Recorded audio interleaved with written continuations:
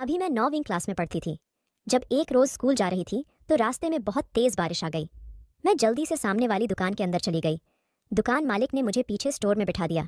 बाहर बारिश के गिरने की आवाज आ रही थी, लगता था, और तेज बरसने लगी है। अचानक बिजली चली गई और स्टोर में अंधेरा हो गया। हीटर भी बंद हो गया।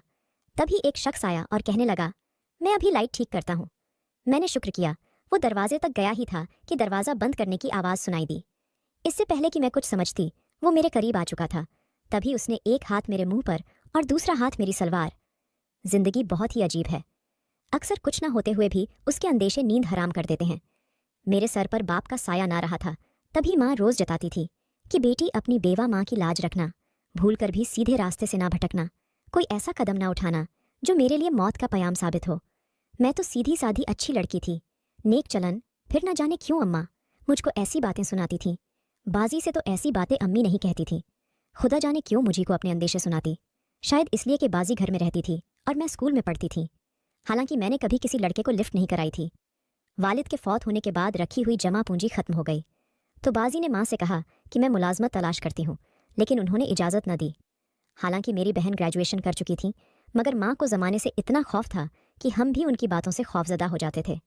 ये तो मामू की हिम्मत थी कि मैं पढ़ रही थी, वरना तो मेरी वहमी माँ वालिद की वफ़ात के बाद मुझको स्कूल से भी हटा लेती। हमारे मामू बहुत अच्छे थे। वो हमारे हमदर्द और मेरी माँ से मोहब्बत करते थे। माँ ने उनसे कहा कि खर्चे की तंगी है, लेकिन समरीन को नौकरी कराने से डरती हूँ। ज़माना ख़राब है, घर से भी कदम निकालें तो ना जाने क्या हो जाए। मामू बोले, आपा मैं हूं ना, क्यों फिक्र करती है। बेशक समरीन को नौकरी ना कराएं, मैं हर माह आपको खर्चा देता रहूंगा। आप बस बच्चियों को उनके घर का करने की फिक्र करें। मामू कोई ज्यादा अमीर आदमी ना थे, मुलाजमत करते थे, माकूल तनख्वाह थी। वो अपने बच्चों का पेट काट कर हर माह खर्चे के लिए मेरी वालिदा को रकम देते। उस रकम से यूं तो हमारे रोज़ो शब्द इज्जत से गुजर रहे थे। हमने अपनी बहुत सी ख्वाहिशों को दबा लिया था कि रोजी रोटी पूरी होती रहे। इजाफे चीज़ों का क्या करना कि जिनके बगैर भी हम सांस ले सकते थे। मेरी एक क्लास फेलो जो जमात में मेरी हमनासिस्ट भी थी, एक दिन कहने लगी कि तुम ये खत अपने पास रख लो, बाद में ले लूंगी, मैं इसे अपनी बहन से छुपाना चाहती हूँ।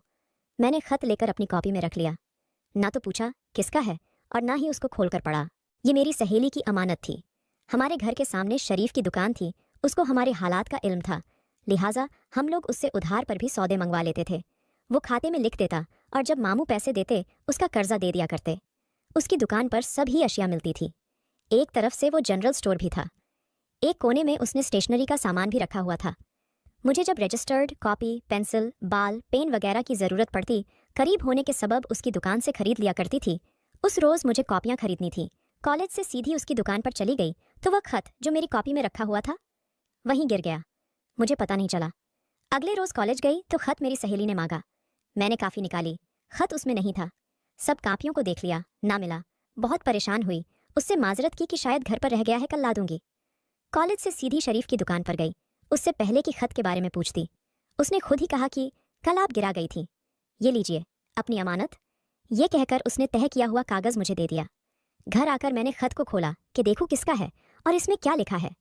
सोच यही थी, यकीनन उसे शरीफ ने भी पढ़ा होगा। क्या खबर इसमें कोई ऐसी वैसी बात लिखी हो।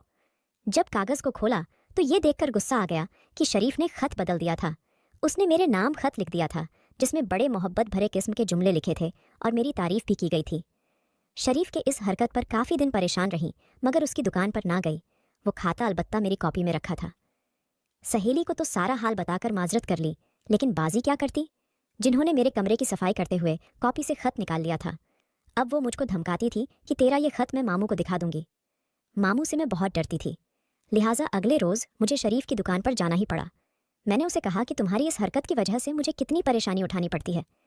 अब तुम्हारा खत बाजी के पास है और जब मामू आएंगे वो उनको ज़रूर दिखाएंगी। बजाय परेशान होने की वो हंसने लगा। बोला, बस इतनी सी बात पर घबरा गई हो, परेशान न हो, तुम्हारी बाजी ऐसा हरगिज़ नहीं करेंगी। वो महज धमका रही है। बहरहाल क्या करती, उसकी झूठी तसल्लियों पर उसको बुरा भला कहकर आ गई। उसने मुझसे माफ़ी भी मांगी, मगर मेरा गुस्सा कम न हुआ। काफ़ी दिन उसके बाद मैं शरीफ की दुकान पर ना गई, लेकिन फिर ज़रूरत की चीज़ों की खातिर जाना ही पड़ा, क्योंकि घर के नज़दीक यही एक दुकान थी। दुकान पर दोबारा जाने से झिझक टूट गई। उसने भी माफ़ी मांग ली थी और मेरी सहेली वाला खत भी दे दिया।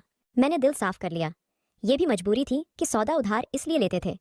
बाज़ दफ़ा ऐसा भी होता कि एक पैसा घर में ना होता और मेहमान आ जाते तो मैं दौड़कर जो सामान दरकार होता ले आती। उसने उधार सलफ सौदा देने पर भी इनकार नहीं किया था। वो मुझे अच्छी लड़की समझता था और मैं भी उसको अच्छा इंसान समझती थी। कभी उसने बदतमीजी वाली कोई बात ही ना की थी। शायद उस खत में कुछ ऐसा लिखा होगा कि उसको यह ज़रूरत हुई कि सलमा के मोहब्बत नामे आते हैं, मैं भी क्यों ना लिख दूं। बाद में मैंने उसे बता दिया था कि मेरा नहीं, मेरी सहेली का खत था, तो उसने गालिबन यकीन कर लिया, क्योंकि अब वो पहले जैसा सीधा सादा शरीफ बनकर पेश आने लगा था। मेरी मंगनी मामू ने अपने एक रिश्तेदार के लड़के मुदस्सर से बचपन में कर दी थी। दरअसल मंगनी बहुत खामोशी से हुई थी। हत्ता के वालिदा ने पड़ोसियों को भी नहीं बुलाया था। उनका ख्याल था कि बावेला करने से मंगनियां टूट जाती है, लिहाजा तभी बुलाएंगे जब शादी का मौका आएगा। मेरी मंगनी का इल्म शरीफ को भी नहीं था। एक रोज उसने मुझसे कहा कि ईद का मौका है, जी चाहता है कि तुमको कोई तोहफा दूं, क्या कबूल कर लोगी? नाराज तो ना होगी? उसने यह बात इस तरह ले जाकर कहीं कि मैंने कह दिया, अच्छा दे दो, मैं नाराज ना होंगी। कहने लगा कि वादा करो कि नाराज ना होगी। अरे भाई, तोहफे में नाराज होना कैसा? अगर कोई ले तो ठीक, वरना ना ले, नाराजगी का क्या जिक्र? तब उसने कहा, अच्छा अपनी कलाई आगे लाओ। मैंने कलाई आगे कर दी। बुर्का पहने हुए थी। उसने बुरके का बाजू जरा सा कलाई से हटाया और जलता हुआ सिगरेट यूं उसकी उंगलियों में था, मेरी कलाई में गाड़ दिया। मैं बलबला उठी, मगर उसने उस वक्त तक मेरा हाथ न छोड़ा जब तक सिगरेट कलाई की खाल में ना उतर गया। अगर दुकान में उसका नौकर मौजूद ना होता तो शायद मैं चीख पड़ती, मगर अपनी रुसवाई के डर से जब्त किया और आंसू पी लिए। वो कहने लगा, मुझे माफ़ कर देना, मेरी खातिर तुमने दर्द सहा है। यह मेरी ऐसी निशानी है जो कभी न मिटेगी। इसे देखकर मुझको हमेशा याद रखोगी। उसके मुलाजिम की मौजूदगी की वजह से मैंने उसे कुछ न कहा कि इस बात को अगर वो बाहर के लोगों से बयान करता तो मेरा भी नाम लेता और मैं अपनी बदनामी ना चाहती थी। सोचा, बाद में जब शरीफ दुकान पर अकेला होगा उसकी खबर लूंगी। कलाई पर जलन की वजह से मैं वहां 1 मिनट ना रुक सकती थी। घर आकर खूब रोई और दिल का गुबार निकल गया और रात भर इस बार सोचती रही कि शरीफ ने मेरे साथ ऐसा क्यों किया। जूं जूं सोचती जाती थी उतना गुस्सा कम होता जाता था। ना जाने क्यों मुझको एहसास हो गया कि वो चुप रहता है, लेकिन चुपके चुपके मुझसे मोहब्बत करता है। मोहल्लेदार था, अम्मी की इज्जत करता था, इसलिए कुछ नहीं कहता था। जबान से अपनी मोहब्बत बयां नहीं करता था। आज मेरी कलाई जलाकर उसने जाहिर कर दिया कि उसको अपने दिल पर इख्तियार नहीं रहा। तभी माँ की बातें याद आने लगी। ये जमाना खराब है। हाँ, वाकई लड़की लाख अच्छी हो, मगर टकराव तो जमाने से होता है, और जमाने में कितनी खराबियां छुपी होती है ये लड़कियां नहीं जानती, मगर माएँ जानती है। उन दिनों बाजी की शादी मामू की बेटे से हो रही थी। इस वजह से मेरा रोज बाजार का चक्कर लगता था। अक्सर मेरे साथ मेरी पड़ोसन खाला अलिशवा चली जाती थी। उस रोज खाला की तबीयत ठीक न थी, सोचा खुद ही चली जाती हूँ। बाजी के जोड़े दर्जी को देने थे। दर्जी की दुकान बाजार के शुरू में थी। मैंने बैग में कपड़े डाले, अम्मा को नाम बताया कि खाला अलिशवा आज मेरे साथ नहीं जा रही है, और चुपके से घर से निकल गई। ये फरवरी का पहला हफ्ता था। सर्दी पड़ रही थी। आज सुबह से बादल बने हुए थे। अभी मैं आधे रास्ते में थी कि बारिश हो गई, और सेकंडों में तेज से तेजतर बारिश होती गई। मुझे कल से कुछ हरारत महसूस हो रही थी। सोचा बुखार ना हो जाए। सारे में दर्द भी महसूस हो रहा था। बारिश में भीगने से खपकंपी शुरू हो गई। सामने शरीफ की दुकान थी। उसने मुझको बुर्का समेत सराबोर देखा तो दुकान से बाहर निकल आया। जिधर से मैं गुजर रही थी वो गली नीचे थी। पानी मेरी पिंडलियों से ऊपर आ रहा था। शरीफ दौड़कर आया और मेरा हाथ पकड़ लिया। कहा, आगे गली में गटर खुले हुए हैं, मालूम है, अगर पाँव पड़ गया तो अंदर चली जाओगी। पकड़ो मेरा हाथ, में तुमको गली पार करा दूं। अब नखरे छोड़ो, मैं तुमको खा नहीं जाऊंगा। गरज के ऐसा कहते हुए उसने मेरा हाथ पकड़ लिया और बचाकर मुझको पानी से भरी गली से निकल आया। उसकी दुकान तक आते आते सर्दी से मुझ पर लर्जा तारी हो गया। आ जाओ, उसने कहा कि मैं हीटर चलाता हूँ, जरा सा गर्मी ले लो, फिर घर चली जाना। मुझसे भी एक कदम चला नहीं जा रहा था। मैं उसकी दुकान के अंदर चली गई। उसने मुलाजिम को काउंटर पर बैठा दिया और मुझे दुकान के अंदर बने स्टोर में ले आया। कहा कि बुर्का उतार दो और ये साल पहन लो, मैं हीटर लगा देता हूँ। इतने में उसका दोस्त आ गया। वो बोला, यार चाय पीला दो गर्मागर्म, सर्दी बहुत है। एक सौदा लेने घर से निकला था, बारिश तेज हो गई, तमाम भीग गया हूँ। अगर छतरी या बरसाती है तो वो मुझे दे दो ताकि घर तक जा सकूं। तुम बैठो, मैं अभी छतरी लाता हूँ और चाय भी गर्मा गर्म घर से बनवाकर थर्मस में ले आता हूँ। ये कहकर शरीफ बाहर चला गया। शरीफ का घर नज़दीक ही था। दोस्त को उसने दुकान में बैठा दिया। मैं तो स्टोर में बैठी थी। सामने हीटर चल रहा था। शरीफ के दुकान से निकलते ही उसके दोस्त ने उठकर स्टोर में झांका। मुझको बैठा देखा तो बेधड़क अंदर आ गया। मैं घबरा गई। कहने लगा, घबराओ नहीं, तुम भी सर्दी उतारने दुकान में आ बैठी हो ना? मैं भी सर्दी की वजह से इधर आ गया था। अभी चाय आ जाती है, पीते ही ठंड उतर जाएगी। यह कहकर वो हीटर के सामने पड़े स्टूल पर चढ़ बैठा और हाथ पांव तापने लगा। मुझको उसका ये बेतकल्लुफाना अंदाज बहुत बुरा लगा। मजबूरन खामोश बैठी रही। सोचा 2-4 मिनट इसे बर्दाश्त करना पड़ेगा। मेरे कहने से तो यह दफा होगा नहीं और नौकरों के कान खड़े हो जाएंगे। उस शख्स के स्टोर में दाखिल होते ही मैंने साल से मुंह को ढक लिया था। आप पर्दानशीन है बेशक, पूरा चेहरा ढांप लें, मुझे कोई ऐतराज नहीं। स्टोर खासा बड़ा था, वहां कुर्सियां और पलंग पड़ा था, गोया ये शरीफ के आराम करने का कमरा था।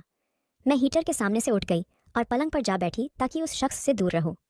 बाहर बारिश के गिरने की आवाज़ आ रही थी, लगता था कि और तेज़ बरसने लगी है। अचानक बिजली चली गई और स्टोर में अंधेरा हो गया, हीटर भी बंद हो गया। तभी वो शख्स उठ खड़ा हुआ, कहने लगा कि मैं बाहर जा रहा हूँ, अभी लाइट भिजवाता हूँ। मैंने शुक्र किया कि खुद ही दफा हो रहा है। वो दरवाजे तक गया ही था कि अंदर से छुटखनी चढ़ाने की आवाज़ सुनाई दी। इससे पहले कि मैं कुछ समझती वो मेरे करीब आ चुका था।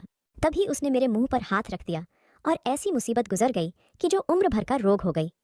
इससे पहले कि मेरे हवास दुरुस्त होते वो दरवाज़ा खोलकर जा भी चुका था। उसके जाने के थोड़ी देर बाद शरीफ चाय के थर्मस लेकर आ गया। नौकर ने उसको बता दिया कि आपके दोस्त अभी अभी चले गए हैं। जब वो थर्मस लेकर अंदर आया तो मैं रोते हुए कपकपा रही थी। उसने बैटरी लाइट दुकान से लाकर स्टोर में रखी और कहा कि अभी तक कांप रही हो, चाय पी लो, मैं तुमको घर पहुंचाता हूँ, बड़े भाई की गाड़ी ले आया हूँ। बिजली जाने से हीटर तो बंद हो गया है, भला सर्दी कैसे उतरती। मैंने चाय ना पी, बड़ी मुश्किल से, बस इस कदर कह पाई, मुझे तेज़ बुखार चढ़ गया है तो मुझे घर पहुंचा दो। तुमने इतनी देर लगा दी, अकेला मुझे छोड़कर जाने की क्या ज़रूरत थी।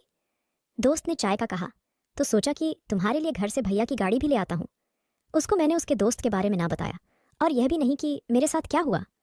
शरीफ ने बहुत इसरार किया, एक कप चाय पी लो, मगर मुझसे चाहे क्या पी जाती, मेरा तो सांस लेना दुश्वार हो रहा था। शरीफ ने मुझे घर के सामने उतारा, वहाँ भी काफ़ी पानी था। जब मैं घर के अंदर चली गई तब उसने गाड़ी स्टार्ट की। अम्मा ने मुझे देखते ही कहा कि मैं जानती थी कि तुम भीग गई होगी, आज बादल बने हुए थे, ना ही जाती तो अच्छा था। अलिशबा बेचारी भी तेरे साथ खवार हुई होगी। मैंने माँ की बात का जवाब नहीं दिया। कमरे में जाकर गीले लिबास को तब्दील किया और लहाफ में घुस गई। मैं लहाफ में घुसते ही बेहोश हो गई, जैसे किसी डरावने ख्वाब से डर गई। होश आया तो भी डरावने ख्वाब का असर कायम था। पलकें भीगी हुई थीं, जाने कब तक ये पलकें तकिया को भिगोती रही। एक बारिश आसमान से गिर रही थी और एक बरसात मेरी आंखों से हो रही थी। न जाने कब नींद ने मुझ पर तरस खाया और मुझे अपनी आगोश में लिया। उसके बाद मेरी जिंदगी का लम्हा हर शय बदलती गई। जिसने मुझे लूटा, मैं तो उसका चेहरा भी ना देख पाई थी। जाने ये किस जुर्म की सज़ा थी जो मुझे मिली। इतनी बुज़दिल हो गई कि शरीफ तक से ना कह सकी कि तुम क्यों मुझे अपनी दुकान में ले गए थे। इससे तो अच्छा था कि मैं दुकान के बाहर गिर पड़ती और सर्दी से मर जाती। उस रोज़ के बाद मैंने शरीफ की मनहूस दुकान में जाना छोड़ दिया। उस दुकान के सामने से गुजरने से मुझे दहशत होती थी। कभी मेरा मंगेतर आ जाता तो मैं कमरे में छुप जाती। मुझ में उसका सामना करने की हिम्मत ना रही थी। वो बचपन से मेरा मंगेतर था, मुझसे मोहब्बत करता था वो, और मैं कई बार घर में अकेले भी रहते थे, लेकिन कभी उसने मैली आंख से ना देखा। वो मुझको अपनी इज्जत समझता था। वो हैरान था कि उसको क्या हो गया है। वो दिन भी आ गया जब मैंने अपने अंदर घबराहट को महसूस किया। मुदस्सर ने मुझे देखा तो ताड़ गया कि कोई गैर मामूली बात हो चुकी है। अम्मी से कहा कि चलिए मेरे साथ हम सलमा को डॉक्टर के पास ले चलते हैं, मुझे यह बीमार लगती है। माँ उसकी बातों में आ गई और दोनों इसरार करके मुझे डॉक्टर के पास ले गए। डॉक्टर ने मुंह को देखने के बाद माँ से कहा कि देर मत करो और इसकी जल्द से जल्द शादी कर दो, यही आप लोगों के हक में बेहतर है। घर आकर मुदस्सर ने मुझसे पूछा कि क्या बात है, क्या तुम्हारे साथ धोखा हुआ है, तुमको किसने बर्बाद किया है। मैंने जबान ना खोली तो उसने मुझसे शादी से इनकार कर दिया। माँ को बड़ा सदमा हुआ, वजह पूछती रही मगर उसने वजह भी ना बताई। मामू के एक दोस्त की मार्फत से मेरा एक और रिश्ता आ गया। मामू मुदस्सर के इनकार की वजह से गमज़दा थे। उन्होंने मुझसे पूछा कि यह दूसरा रिश्ता आया है। आदमी शरीफ और खुशहाल है, मगर उम्र में तुमसे 14-15 साल बड़ा है। तुमको एतराज़ ना हो तो हम उसको हाँ कह दे। मैंने जवाब दिया, आप जो फैसला करेंगे मुझे मंजूर होगा। मामू और अम्मी ने झटपट मुझको उस शख्स से ब्याह दिया कि क्या खबर और रिश्ता कब मिले। शादी की रात मैं डरी सहमी बैठी थी कि अब मेरा क्या बनेगा। मेरे दूल्हा ने घूंघट उठाते ही कह दिया, मैं शादी के काबिल ना था मगर माँ ने मजबूर कर दिया। तुम मेरा ये राज किसी पर जाहिर ना करना। मैंने वादा कर लिया कि मैं कभी आपका राज फाश ना करूंगी। मैंने उस पर रहम किया तो उसने मुझ पर रहम किया और मेरा राज किसी पर फाश ना किया, क्योंकि मैंने अपने ऊपर गुजरी क़यामत का वाक़या उसको बता दिया था। उसने कहा कि मैं तुमको उम्र भर औलाद ना दे सकता था, मगर खुदा के कामों में किसी का दखल नहीं। औरत फिर औरत होती है, वो माँ बनती है तो सब कुछ भूल जाती है। मैं भी शेर को पाकर अपनी भूल को भूल गई, लेकिन यह मेरी भूल ना थी। मैं मुजरिम थी और ना गुनहगार जो मुजरिम था। मुझे यकीन है कि वो ज़रूर खुदा की पकड़ में आया होगा। मेरे लिए तो खुदा ने मेरे शौहर को फरिश्ता बनाकर मुझसे मिला दिया, जिसने मुझे और शेर को कबूल कर लिया, क्योंकि उसने मुझसे पहले रोज़ इल्तजा की थी। मेरा भरम रखना और मैंने उसका भ्रम रखा क्योंकि मुझको भी तो उससे यही कहना था कि तुम भी मेरा भरम रखना। सो हम दोनों ने एक दूसरे का भरम रखा। मेरी सास हमारी शादी के 5 माह बाद वफात पा गई। वो दिल की मरीज थी। मेरे शौहर ने 16 साल तक शेर का खर्चा उठाया, फिर वो वफात पा गए। अम्मी भी अल्लाह को प्यारी हो चुकी है, मगर मैं शेर के सहारे जिंदा हूं। उसके लिए जीती हूं, सोचती हूं कि मेरे रब के फैसले न्यारे हैं। जब वो किसी को बचाना चाहता है तो कैसे कैसे सबब बना देता है। खुदा ने मेरी इज्जत रखी, मेरे शौहर की भी इज्जत रखी, और हम दोनों को एक दूसरे की चादर बना दिया कि हमको रुसवा ना किया। वो कितनी बड़ी अजीम उलशान हस्ती है कि बड़े बड़े ऐब ढक लेती है, और हम इंसान कितने छोटे हैं जो तिनके को बिछे तीतर बना देते हैं।